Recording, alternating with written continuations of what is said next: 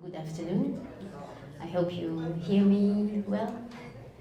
Welcome to Giselle. It's a pleasure for us to have you on board. And we opened this season on Thursday, and it has been such a successful one. We've got a 5 stars review. I think it's the first one, so we're really, really happy about it.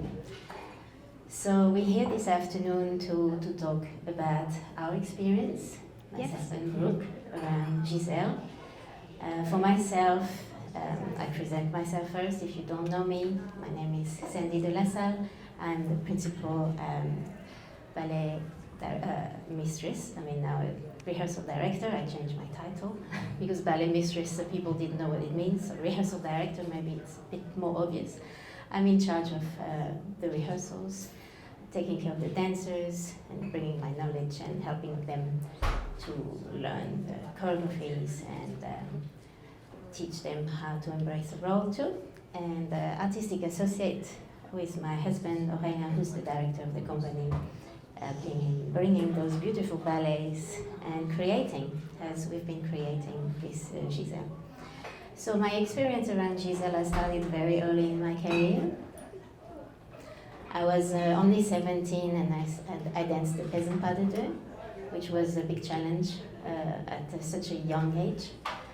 You will see, if you don't know the ballet, peasant pas de deux is in the first act, and it's a duet between a peasant girl and a peasant boy, and it's quite challenging. 2 solos, 1 pas de deux. After that I did the lead willies, which is the opening of second act. Then I danced Myrta, which is the queen of the willies in the second act, and finally Giselle, which was really a dream come true. I have to say that Giselle is probably one of the most beautiful romantic ballet. It has so many components to it, and that's why I like it very much. It has acting, it has strong technique, it has beauty, the music is amazing. And of course, through all this time of my career, I have worked with different choreographers, and I've seen all those different productions of Giselle. And it made no doubt for me that one day I will create my own, because it's one of my favorites. In creating our own Giselle, I wanted to keep the component of the romantic story and the beautiful steps. It's a very old ballet. It was created in 1840s, and some of the steps are actually authentic. But I wanted to make a personal touch and make it a little bit more from now. So you will see there is quite a lot of pantomime in Giselle. And the pantomime, sometimes when you're not used to ballet, you don't understand what it means. It's only gesture around, and most of the time you don't know. So I wanted for the public to understand exactly the story without having to read the story, buying something and reading before about it. I wanted you to understand exactly what was happening on stage, and the dancers for it to be free and be themselves in the role. So the first time we created this Giselle, I thought Giselle was Brooke. So I'm going to leave the question to Brooke right now. Was it for you also your first time? Yes, it was my first time dancing the lead role of Giselle back in 2014, I believe, was the first time we did it. Not too dissimilar to Sandy, I had been in many productions of Giselle earlier in my career. I had danced everything from the quarter ballet right through to the lead willies, Myrta, queen of the willies, and then finally Giselle. So it was an absolute pleasure and an honour, and one of the best experiences I've had on stage was to dance Giselle for Sandy and Aurélien. So I remember at the time it was a bit, for us of course, when you create a new ballet, we had a 6 weeks rehearsal. You don't have that much time to look at everything and to think about everything. So you think about the structure. We did put more dancing for the guys, because most of the time it's only girls on stage, and the guys in most of the Giselle production, a part of Albrecht and Hilarion and the peasant boy in the first act, most of the guys don't have anything to do. So we did put more dance for the guys in that production. But I have to say, it's the third time that we bring it now. And every time I try to change things. I try to see new ideas and to change little steps. So if you have seen it before, what you're going to see again today is going to be a little bit different. Not major, but I hope you will understand the differences in the approach and everything. But my question to Brooke, I know how difficult it is to prepare yourself for such a role, but what came through your mind and what do you remember at the time? Was it a challenge or what did you go through at the time? I think any leading role in a ballet is always a challenge. But particularly with Giselle, it's not just about the steps. It's never just about the steps, but particularly in this ballet, there is so much, there's a huge story to tell, and you tell the story from beginning to end. So finding your character, developing the steps, working out what each mannerism, each step means along the way. That was the greatest challenge, and then making it your own. I'd seen many dancers perform the role of Giselle, and of course when we started to work on it, you do your research and you think back and look back onto various principal dancers that had performed the role elsewhere, and you do take snippets. Oh, that's a great idea, maybe I can use that. But ultimately in the end, it's about making it your own and finding your own way with it, and you only do that with an enormous amount of rehearsal. And I do remember that we had an enormous amount of rehearsal over and over again, trying new things, different ways, mannerisms, steps, looks, feelings, because what you feel sometimes doesn't always come across the way you think it does. So it becomes a real collaborative working environment where I had the freedom to try things the way I felt and I felt they should be, with the wonderful support and direction of Sandy and Aurelian guiding me every step of the way. So yeah, absolutely a beautiful process, and the process is so important, and I only have wonderful memories of that time in the studio with you both. Yeah, I think in the life of a dancer, to perform Giselle is one of the highlights. You have to have this on your curriculum, and it's a dream. It's really a dream come true when you perform such a role, because it stays with you. The amount of time you remember, because you get so much into the story, I think you just remember those special moments, because you create also a certain bond also with your partner, and you have to trust. You see in second act with all those difficulties, you have to really trust your partner. So yeah, it's a collaboration. I had the wonderful partner Matthew Lehman by my side, and that makes a huge difference too. If you can build this rapport together and you have the feeling that you have each other's back and you have the support, you look into each other's eyes and you create a moment in time together, together with the whole company. Yeah, definitely, and that's our strength too. So. Looking at the opening night on Thursday, as I say, I keep on changing things, and I was asking myself, am I going to change again things if we bring it back? And I was like, no, I think that's it. I'm really, really happy with it. Now, I can say after the third time bringing it back, every little details have been thought about, and as Brooke was saying, I give freedom to the dancers, but I know exactly what I want. So it's like, yeah. It's freedom, but they need to stick to the musicality, because for me, if you hear something and you see the steps, it has to be connected together, because the emotion is much stronger if those two components are together. Right? So what was your approach with the musicality? Because can you tell us about the challenges of the second act with those endless staying on point and all that? Yeah, absolutely. And the music for Giselle is just incredible. It transforms you to another place, and that's especially evident in the second act. where you enter this kind of supernatural world where Giselle has passed away or is in the process, and she's surrounded by Willies who are have all died of a broken heart, just like her. So you enter this kind of supernatural world, and the music absolutely reflects that. Lots of long chords, dreamy worldly music, and you have to dance to it. There are lots, as Sandy said, lots of sustained arabesques, longing arm movements that need to continue until the very end.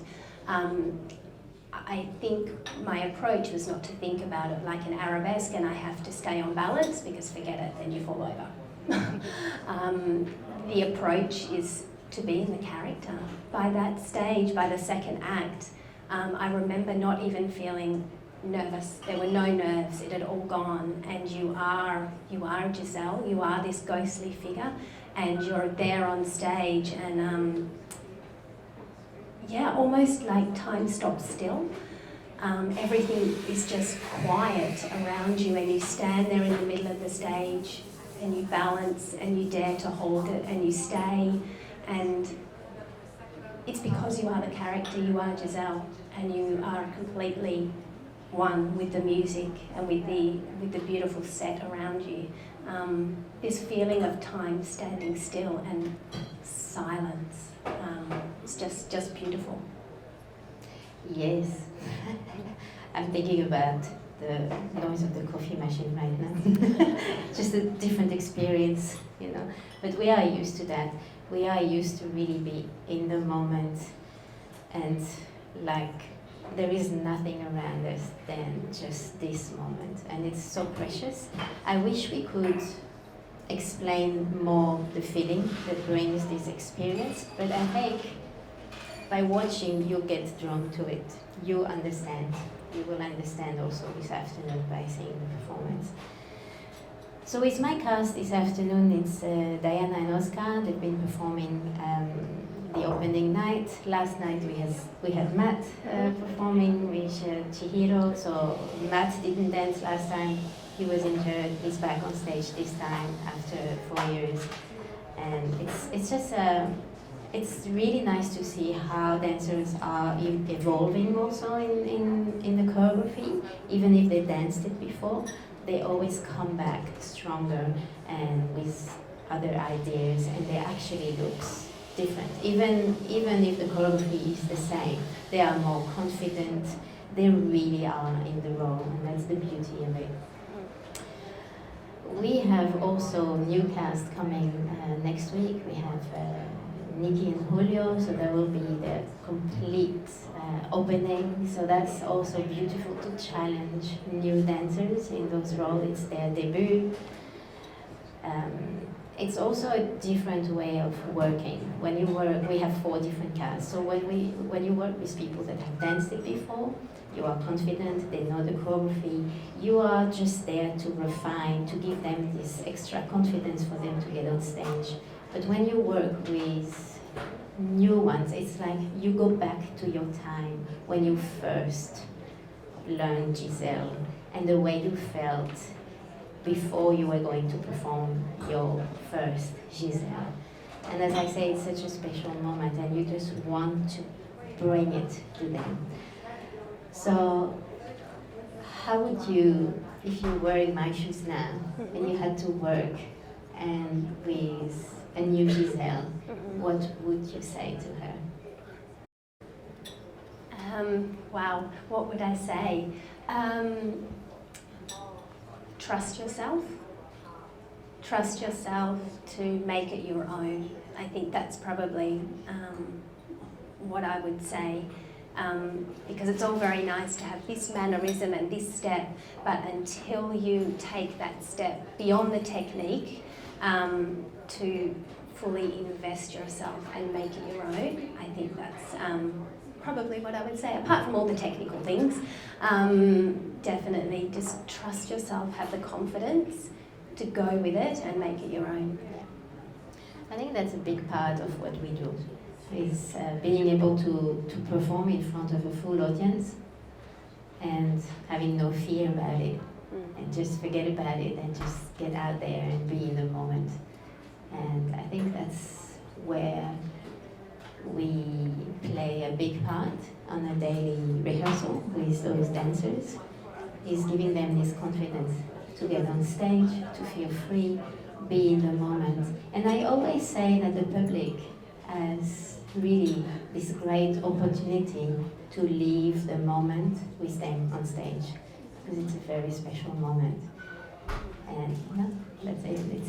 It's a beautiful ballet, as I say. It's one of my favorite, one of the ones that I would hope all ballerina will have the experience to dance. Not only technically, but also the acting part and the memory that it brings. Yeah. Sandy, I have a question for you now. Yeah. Do you have a favourite moment in the ballet, a moment that really resonates with you? Is there your favourite moment? There are probably many. There are many, because as I say, I like all component of it, but probably the mad scene. I like the mad scene. I like the broken heart moment, where you can really embrace those deep feelings and try to show the public how you would feel at that time. The mad scene is really, really beautiful. And of course the second act. I mean, the second act, as Brooke was saying, there is a difficulty in the solo. I mean, Giselle has a very difficult solo in the first act. Once the solo is over, somehow you can relax. But the second act brings you to just another place, and you don't even feel that you are real. You feel that you are not touching the floor, like you're closer to the gods or something. It's just quite amazing. Yeah, amazing. I have definitely those same moments, that mad scene in the first act, but also the moment just before she goes a bit mad, where that moment where she realises that he is engaged to someone else.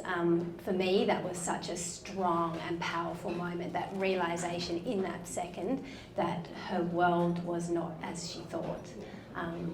That for me, I remember that very strongly. And the second act, particularly the moment where she says goodbye for the last time and frees him back to the real world, is just devastation. And I remember feeling that so intensely. And perhaps together with the ballet coming to an end at that moment, so you have this build-up of emotion that you've been carrying for the last 2 hours, and in that final moment where she says goodbye and sets him free, it was especially a very intense moment. Yeah, we are romantic people. We are very romantic, and we like fairy tales, and that's what we do, and that's what keeps us young, I guess, because we dream in another world. But dreaming in another world also is really strong with the connection with the real world. So I guess maybe we're going to ask you to work a little bit now. If you have a few questions, things that you would like to know around the production or around what we do, please don't be shy. We're there for you. Yes? You mentioned that you added some extra parts for the men in Act 1.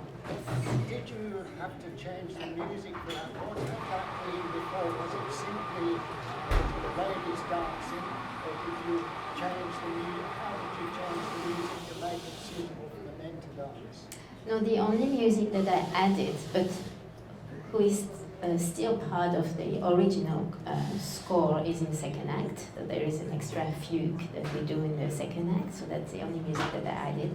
But no, the music is original. In the first act, it was just not thought for a man dance, and I turned it into a man dance, which works quite good, I think, because it's powerful and it has more jumps and tour and technique, but the ladies are still around also. The ladies are doing a lot in second act too, so they're just like involved all the way through. Yeah, no, I didn't change the music, it's still the same. Another question? I could just say one last thing about the story of Giselle, one of the greatest romantic ballets of all time, and why it's still being done in classical ballet companies all around the world. And I believe that because it's a story that we can all resonate with. If we strip everything back, in essence, the story of Giselle is about a young woman who finds herself in unimaginable circumstances. And I think that's something that we can all relate to in some way or another, whether that's because we've experienced a broken heart, whether that's because we've been separated from families and loved ones, perhaps through this pandemic. If we look at the refugee crisis throughout the world, there are so many situations people and our world face at the moment that we can continue to resonate in some way with the story, even though the ballet is set in the 1800s and we don't understand perhaps what a harvest is about or this supernatural world. That's not the essence of the story. The essence of the story is that it's about a young woman who finds herself in these unimaginable circumstances, and I think that is why it stood up the testament of time, really. And it's an incredible ballet, and it should keep being done throughout the world, I think. It's timeless. Yeah, and that's what classical ballet is sometimes. And how do you keep classical ballet? I think that's when you update them to, as I say, it's more approachable also to people to understand. When classical ballet is difficult to understand is when it's not approachable anymore, when they don't understand what's going on, like a pantomime or something like this. But when you see it and you are drawn to the people, it's more reachable. And that's, I think that's probably in our choreography, that's what you will see and understand a little bit better. So I guess it's almost time to wrap up. So thank you for coming, and please clap as much as you can, because we're all so happy to be back, and we're happy for you to have this experience and be free in the head, at least. And enjoy being transported to another world. It's just magical and beautiful, so enjoy every moment of it. Thank you.